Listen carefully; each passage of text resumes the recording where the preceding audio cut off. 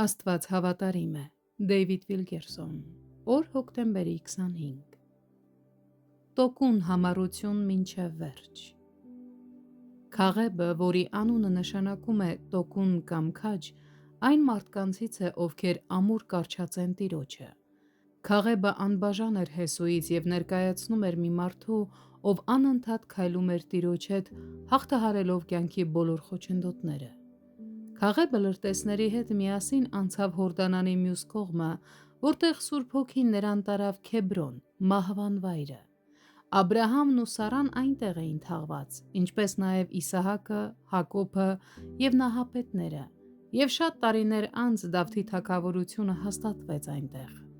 Քաղեբը ակնածանքով բարձրացավ այդ սուրբ լեռը և հավատքը ողողեց նրա հոգին։ Նա բարձր էր գնահատում այս սրբազան վայրը և այդ պահից սկսած նա ցանկանում էր Քեբրոնը դարձնել իր սեփականությունը։ Քաղեբի մասին ասվում է, որ նա բոլորովին հնազանդեց Տիրոջը (Թվոց 14-24 խոսք)։ Նա երբեք չի տատանվել մինչև վերջ և 85 տարեկանում կարող էր վկայել. «Եվ այսօր տակավին ուժով եմ,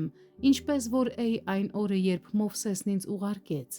Այն ժամանակի զորությունս ինչպես էր, այժմյան զորությունս էլ այնպես է,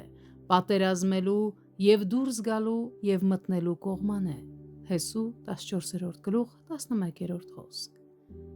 Ծերության մեջ Քաղեբը մղեց իր ամենամեծ ճակատամարտը։ «Եվ հիմա տուր ինձ այն սարը, որի համար Տերն այն օրը խոսեց»։ Եվ Հեսուն նրան օրհնեց։ Քեբրոնը Եփոնյան Քաղեբին տվավ իբր ժառանգություն։